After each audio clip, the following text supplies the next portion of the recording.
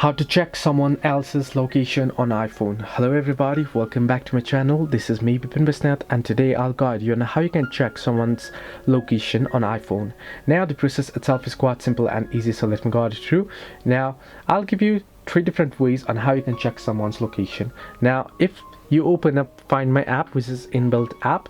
Now here, if you head over to people's option at the bottom of your screen, at the bottom left, you can see, then if someone has shared their location, you can tap on it and you'll be able to see their location.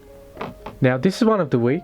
The other way is, if someone shared the location on messages, on iMessage, here you can simply head over to the profile. If someone had shared their location in the past and they haven't turned it off, it's still on, then you'll be able to find it right here. You'll be able to see their location. The same goes with the maps as well. If someone had set the location, you can open it and you'll be able to view the location right here on the screen as well.